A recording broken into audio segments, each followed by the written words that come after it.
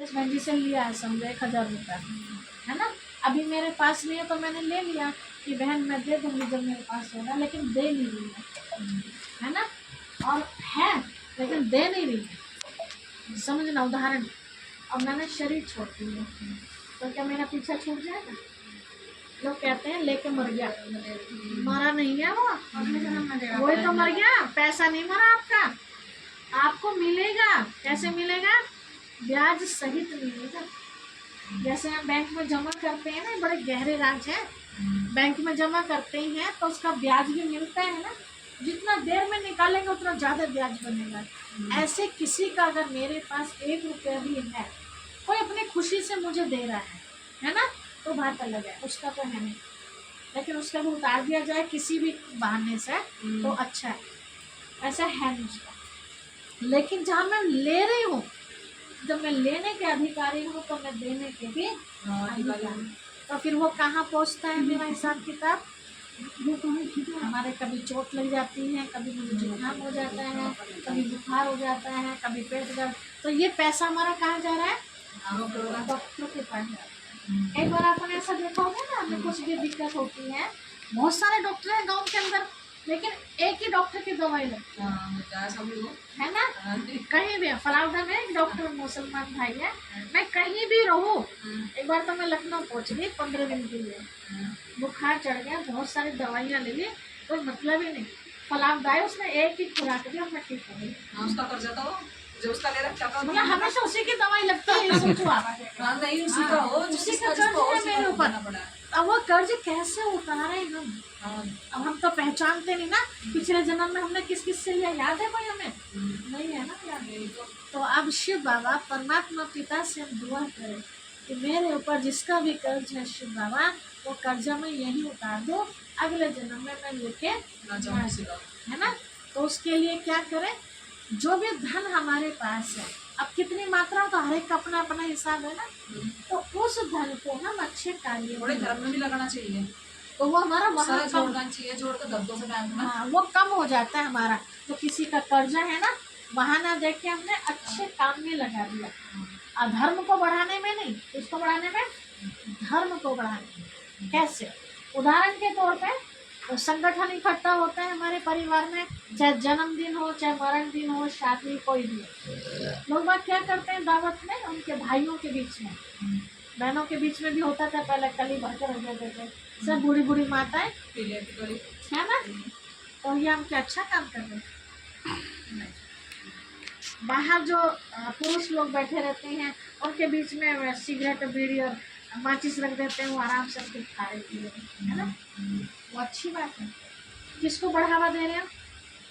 वो पैसा जो आपकी मेहनत का पैसा है वो किस में जा रहा है?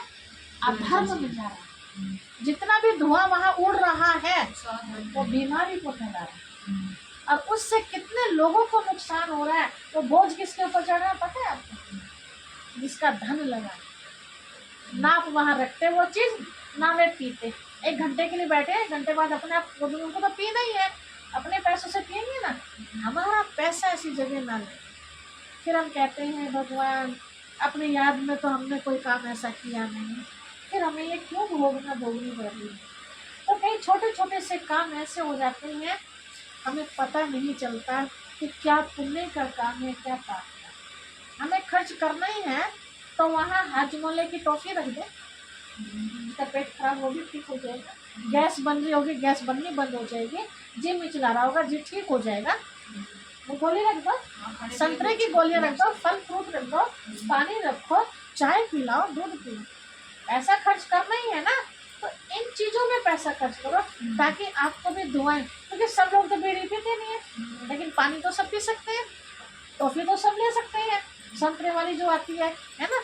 एक तरकीब हम आपको बता रहे हैं उस पाप से मुक्त होने के लिए। तो ज्ञान में हमें यही समझ मिलती है क्या सही है क्या गलत है। हम अपने हिसाब से चलते होते हैं तो हमें अपने आप को पता चलता है, हमें तो लगता है सारे काम हम सही कर रहे हैं, है ना। जैसे उदाहरण के तौर पे मेरे चेहरे पे कुछ लगा हो तो मुझे पता चलेगा?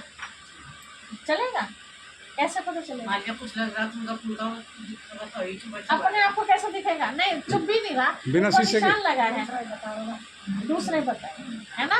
बंजे शायद आपको ना कुछ लग रहा है, या मेरे सामने शीशा हो तब मुझे पता चलेगा। ऐसे ही मैं क्या सही कर रही हूँ, क्या गलत कर रही हूँ, मुझे कैसे पता चले? दूसरे बताएगा बहन जी आप ठीक नहीं बोल रहे, बहन जी आप ठीक नहीं कर रहे, है ना? दूसरे बताएगा ना मुझे, तब मैं उसके बारे में सोचूं तो महसूस होगा कि हाँ मैं ठीक नहीं कर रही हूँ, मुझे ठीक करना चाहिए। अभी थोड़ी देर पहले मैं आपको बता रही थी कि हम सब सोचते हैं हम अच्छा कर रहे हैं, बुरा नहीं करना चाहिए, सबको पता नहीं करना चाहिए फिर भी कर रहे हैं। उसका कारण क्या है? उसका कारण ये है कि संसार के अंदर दो पावर है, एक भगवान और एक शैतान। तो इस समय जो राज्य चल रहा है दुनिया में वो शैतान का राज्य चल रहा है, तो हमें वही नचा रहा है। हम नहीं चाहते झूठ बोलना, लेकिन फिर भी झूठ बुलवा रहा है। कौन? भगवान, शैतान बुलवा रहा है।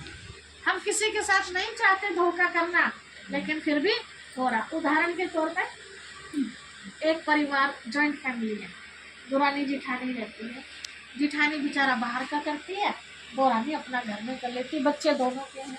अब दूध पिलाने का टाइम आया है ना, तो क्या होता है ज़्यादातर जो हमने सुना देखा तो नहीं, मलाई मलाई अपने बच्चों के गिलास में, अब मलाई से उतरा हुआ दूसरे के बच्चे, क्योंकि बच्चे देखेंगे थोड़ी, वो अलग अलग बेड पे हैं, अलग अलग कमरों में होते हैं, आजकल तो सब सिस्टम ये है, कमरे में जाकर दूध पी रहे हैं, है ना?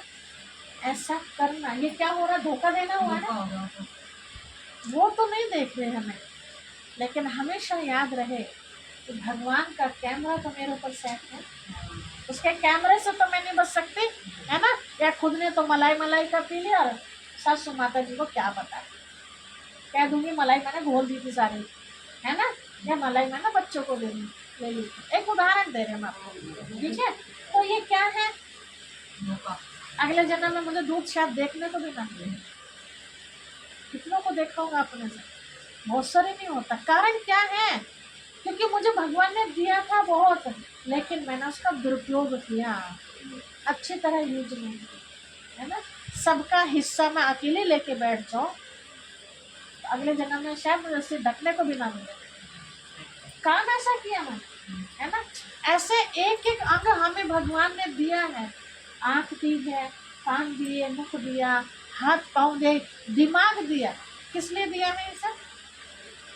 अच्छे के लिए दिया, है ना? और इसी से हम उल्टा करें तो क्या होगा जी? उल्टा ही होगा। हाँ, उल्टा ही होगा ना। क्या भगवान दोबारा देगा फिर हमें? नहीं देगा ना। जैसे आप अपने बच्चे को 100 रुपये दो या 10 रुपया दो, बच्चा आपका पढ़ने जा रहा है, अगर आपको पता है मेरे बेटे ने पेन खरीदा है, कॉपी खरीदी है, या फीस जमा करी है ना, या कुछ खाया है, आइसक्रीम जो भी है ना, तो आपको कोई दिक्कत नहीं होनी चाहिए। लेकिन अगर पता चले कि बच्चे ने पढ़ाई में भी नहीं लगाया वो पैसा, बच्चे ने कुछ खाया भी नहीं है, लेकिन खाया भी अगर तो उल्टा चीज़ खाई, पता चला बीड़ी खरीद के दी उसने, अभी सीख ही रहा है दोस्तों के चक्कर, पता चल जाए आपको तो कैसा लगेगा? कोई ना कोई तो बता ही देता है ना। अगर आपको पता चलेगा तो आप क्या करोगे? आप 10 के बदले और ज़्यादा दोगे, हाथ सकोड़ोगे? पहले तो समझाओगे, बेटा पैसा इसलिए नहीं दिया जा रहा तुझे कि तू ऐसे गलत काम में लगा, है ना? कई बच्चे बीड़ी सीढ़ी भी नहीं पीते, लेकिन आजकल वो खेल खेलते हैं हार जीत वाला, उसमें पैसे लगाते हैं। वो आपको पता चल जाए तो भी आप समझाओगे, लेकिन बच्चा नहीं समझेगा तो कितनी बार आप देते रहेंगे? कभी तो बंद करना पड़ेगा ना हाथ आपको। तो ऐसे भगवान ने भी हमें ये सब दिया है, दिमाग दिया अच्छी बातों में लगाने के लिए, लेकिन अच्छी बातों में तो लग नहीं रहा है ना? या तो नींद आ, कहीं अच्छी बातें चर्चाओं में बैठे तो पता चला नींद आ रही है ना? या साथ के साथ बाहर निकल रहा, इधर से कान में जा रहा, साथ के साथ बाहर, या बोर हो रहे हैं कि पता नहीं बहन जी का लेक्चर कब पूरा होगा, है ना? एक उदाहरण, ठीक है? कि आए थे तो हम माता जी ने तो बुलाया था भाई कीर्तन करेंगे, है ना? लड्डू गोपाल जी का केक, पता नहीं केक वेक कब कटेगा कब ना कटेगा, या तो बहन जी अपनी चर्चा अच्छी सुना रही है। ठीक है, एक मतलब अलग अलग टाइप की आत्माएं ना, मतलब सबके विचार अलग अलग है ना। कईयों का संग नहीं बहुत अच्छी बात है, हमें और मिलनी चाहिए बातें, तो सबका माइंड अलग अलग है ना। तो जैसा माइंड को हम अच्छी बातों में लगाते हैं तो माइंड हमारा और निखर के आता है।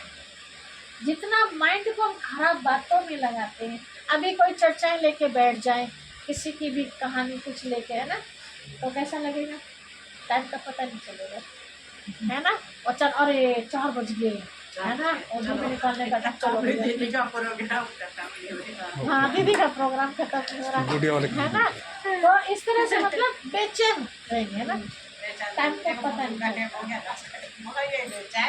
ठीक है। तो वो भी जरूरी है, ऐसा नहीं कि वो नहीं करना है।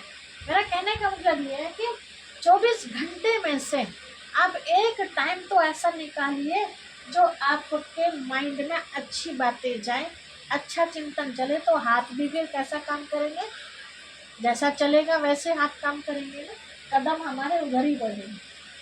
तो थोड़ा सा 24 घंटे में से कम 1 घंटा हम जरूर निकालें।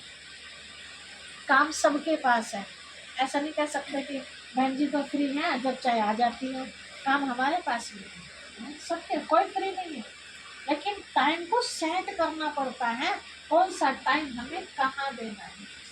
अब यहाँ टाइम देने वाली बात आती है भगवान की। देखिए, अगर आप मुझे टाइम देंगे तो जरूर है कि मैं भी आपको टाइम दूंगी, आप टाइम नहीं देंगे तो मैं भी नहीं दूंगी। ऐसे आज हम भगवान की बातें सुनने के लिए अगर टाइम देंगे तो आने वाला टाइम जो खतरनाक होगा, चारों तरफ से समस्याएं घेर लेंगी हमें, उस समय हम अपना दुखड़ा किसे सुनाएंगे, कोई सुनेगा आपस में, क्योंकि सभी के ऊपर मुसीबत है, कौन किसे सुनेगा, तो सुनने वाला कौन होगा, परमात्मा। उस समय हम अपना दुखड़ा उसे सुनाएंगे तो वो भी क्या कहेगा, जैसे अब आज हम हाजर, बस सत्संग से तो राम बचाए, हमें तो बतेरे काम है, 1 घंटे के लिए हम हाथ जोड़ लेते हैं, हमारे पास टाइम ना जी। जब हमें भगवान की जरूरत पड़ेगी तो भगवान भी क्या करेगा, बच्चे तेरा दुख सुनने के लिए मेरे पास टाइम ना है ना। मेरे पास उन बच्चों के लिए टाइम है जिन्होंने मेरी बात को सुना था और जीवन में परिवर्तन लाया था। तो कैसा लगेगा हमें उस समय कि भगवान हाथ हिलाते, तुम्हारे लिए टाइम नहीं है, तो ऐसा टाइम ना आए हमारे साथ। और वैसे भी देखो, जब कोई नहीं, लोग कहते हैं हमारा अच्छा खासा शरीर चल रहा है, दिमाग काम कर रहा, धन दौलत भी हमारे पास है, नौकर चाकर बहू बेटे भी बढ़िया मिल गया, है ना, तो हम क्या समझते हैं अपने आप को, अभी हमसे ज्यादा सुखी कौन होगा दुनिया में, तो स्वर्ग में, हम तो स्वर्ग में बैठे हैं, भगवान की दी मौज आ रही है ना। लेकिन भगवान को देने के लिए टाइम नहीं है, भगवान की दी हुई तो मौज ले रहे हैं हम, लेकिन भगवान को देने के लिए टाइम नहीं है। एक बात बता रहे हैं ना, तो ऐसे में एक टाइम ऐसा आता है जब कोई साथ नहीं देता हमारा, भगवान ही दे, आखिर में वही साथ कोई देता साथ है ना, और वही हाथ हिला देंगे, तो कैसा लगेगा। देखो, छोटी सी बात, ये शरीर हमारे साथ है, 24 घंटे हमारे साथ रहता है, इसे हम अच्छा खिलाते हैं, अच्छा पहनाते हैं, सर्दी गर्मी से बचा के रखते, श्रृंगार करते हैं इसका। इस शरीर से हम पूछे कि तुम हमारा साथ कहाँ तक दोगे, तो ये शरीर कहाँ तक साथ देगा। अभी मृत्यु हो जाए, मेरी आत्मा निकल जाए, तो यहाँ से यहाँ भी नहीं, यहीं लग जाएगा, इसने तो इतना साथ दिया। दूसरा, हमारे परिवार के मित्र संबंधी जिनको बहुत करीब समझते हैं, उनसे पूछे कि तुम हमारा साथ कहाँ तक दोगे, तो वो भी क्या करेंगे, ज़्यादा से ज़्यादा हमारे शरीर को शमशान घाट तक पहुँचा देंगे, आग और लगा देंगे उसमें, दोबारा आत्मा आ भी ना सके, है ना। तीसरे वो होते हैं जो कभी सामने मिल गए तो सिर झुका लिया, और नहीं तो भूले गया। उनसे पूछे तुम हमारा साथ कहाँ तक दोगे, तो कहते हैं ना ऊपर तक साथ देंगे। वो कौन है, मंदिर मस्जिद गुरुद्वारे रास्ते में पढ़ते, कई बार देखा होगा, सफ़र कर रहे हैं, बस में बैठे, मंदिर की चोटी दिख गई तो बस में बैठे बैठे, है ना, जंगल जा रहे हैं तो सिर झुका लिया। ऐसे काम धंधों में हमें उनकी याद ही नहीं आती, तो वो भगवान हमें कहाँ तक साथ देते हैं, ऊपर तक, लेकिन ऊपर ले जाके वो भी हमारा साथ छोड़ देगा। कैसे? जैसे कोई मुजरिम होता है, मुजरिम को सिपाही पकड़ के ले जाती है,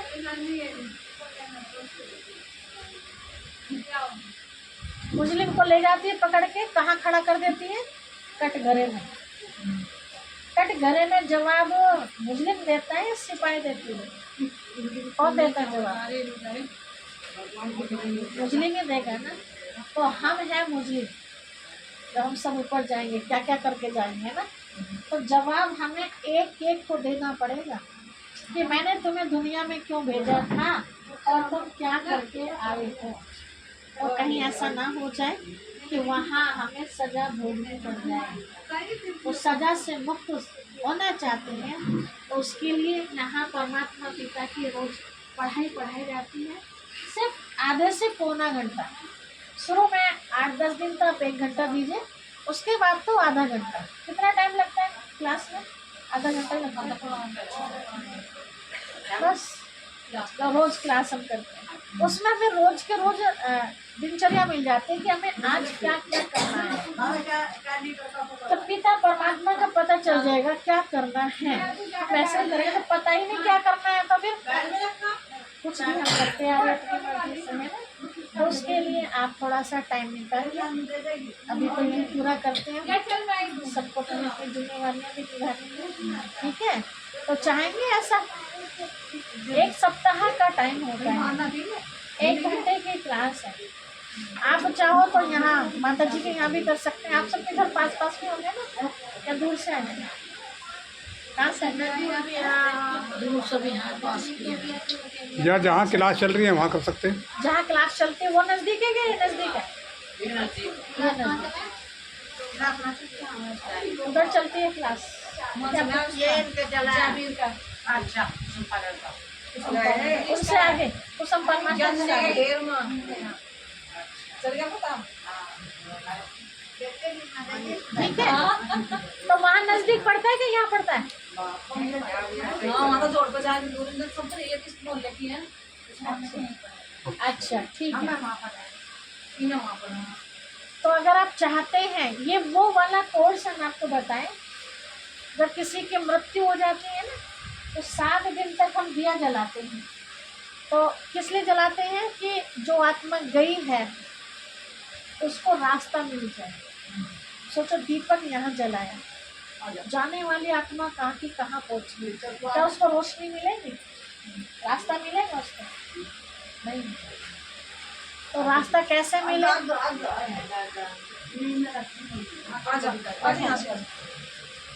तो हमें भटकना ना पड़े, उसके लिए रास्ता जानना तो जरूरी है ना। फिर भले छोड़ दो, एक बार तो जानकारी ले लो कम से कम, हम कहाँ से आए हैं, कहाँ हमें जाना है, दुनिया में क्यों आए हैं, है ना, क्या करना है क्या नहीं करना है। जन्म लेना, खा पी के बड़े हो जाना, शादी करके गृहस्थी बसा लेना, फिर मर जाना, ये तो जानवर भी कर रहे हैं, उनकी भी गृहस्थी होती है। फिर हमारे और जानवर में फर्क क्या रहा? कुछ भी नहीं। सच पूछो तो जानवर से भी बदतर हो गए।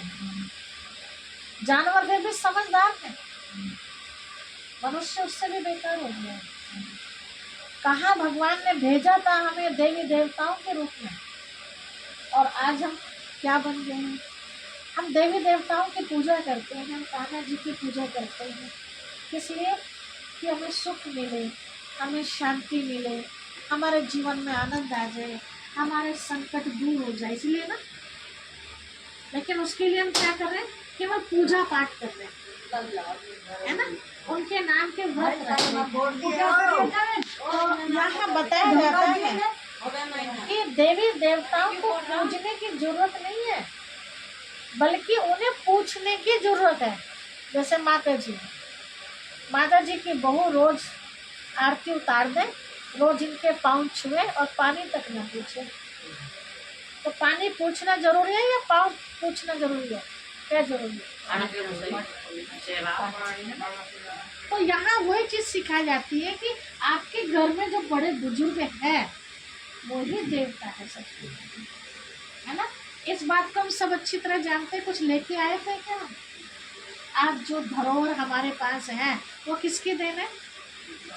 हमारे बड़ों की देन है ना। हमारे बड़ों का उनके बड़ों की थी, चलता आ रहा है ना सारा सिस्टम। हमारे जो हो गया हमारे बच्चों को मिल जाएगा। तो उनका जो हमारे लिए इतना सब कुछ छोड़ के गए हैं, है ना। कई ऐसा भी मानते हैं कि हमारे लिए तो कुछ भी नहीं छोड़ा, हमने तो कमाया और अपने आप घर बनाया, अपने आप ही खेती बाड़ी बढ़ा दी हमने, बच्चे पढ़ाए। चलो उन्होंने कुछ नहीं दिया, लेकिन आपको इतना सुंदर शरीर उन्होंने दिया है ना। आपको बड़ा पढ़ाया लिखाया, बड़ा कर दिया।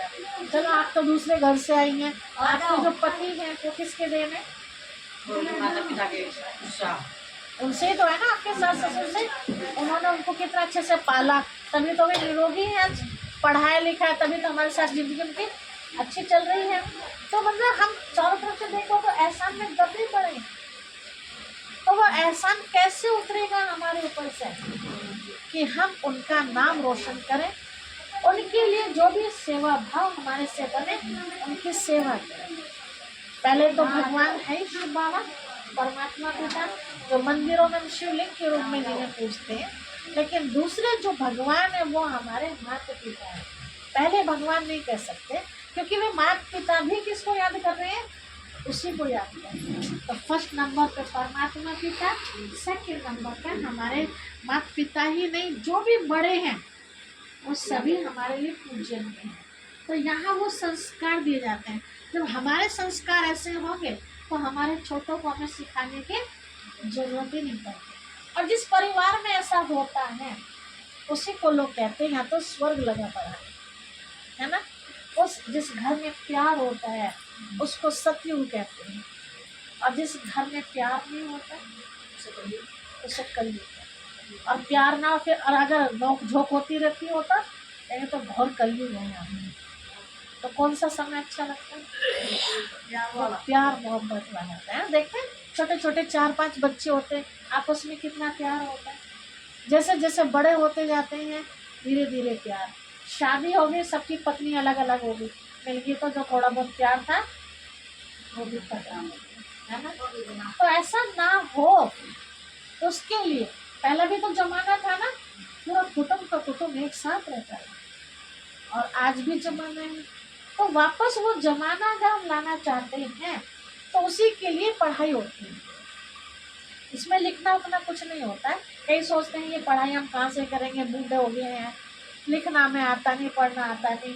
ये पढ़ाई ऐसी है कि दुनियावी पढ़ाई हमने भले नहीं करी, लेकिन जीवन को चलाने वाली पढ़ाई हमें जरूर मिल जाती है।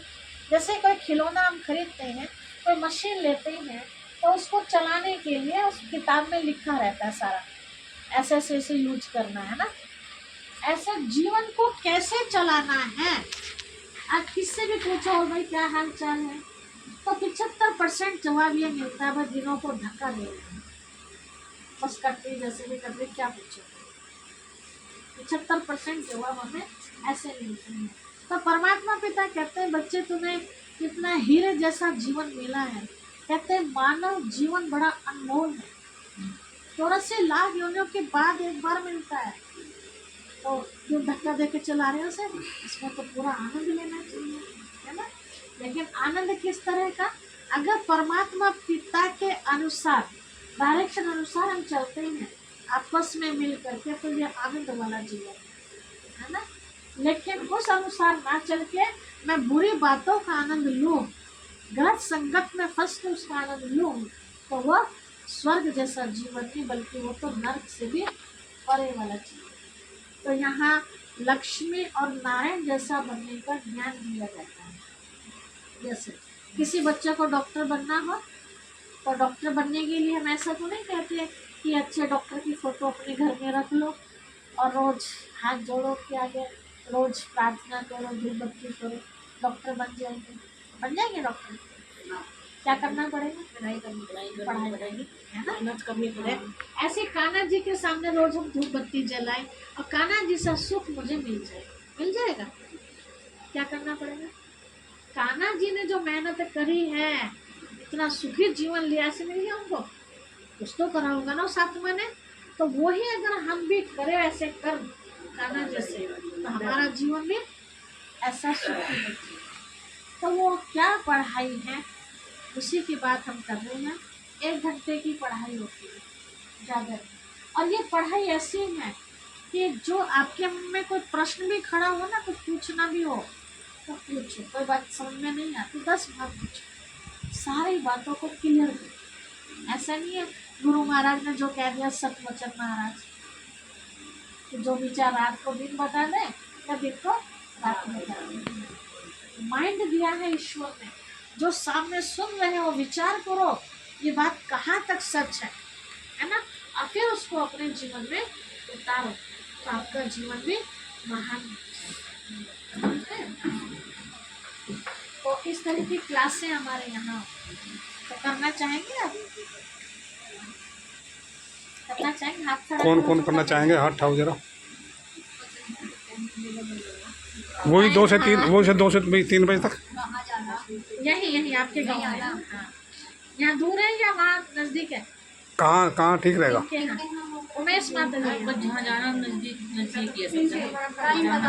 हाँ बिल्कुल बिल्कुल, ये बात बहन जी ने ठीक कहा। अगर मन में लक्ष्य है ना तो 4 कदम रख के हम जाते हैं तो वो दूर होगा। उतने ही दूर से जो आई, हाँ ये बहुत दूर से आई। उतने ही भगवान ज़्यादा खुश होगा जितना कोई दूर चल के जाएगा। बिल्कुल बिल्कुल। क्योंकि आप किसकी याद में जा रही हैं? भगवान की याद में। तो कहते हैं कदम में पदम जमा होते हैं, और फालतू के चिंतन में नहीं, अच्छी बातों के चिंतन में जाओ तो वो कदम भी कम हो जाते हैं फिर हमारे, है ना, पता नहीं चलता कैसे पहुंच गए। ठीक है, वो बहन है क्या बाहर? बहन बैठी है? कौन है? बैग नहीं, बैग नहीं, वो है ना बूढ़े, उसको केक पत्ती खाली, प्लेट में लगा। पत्ती।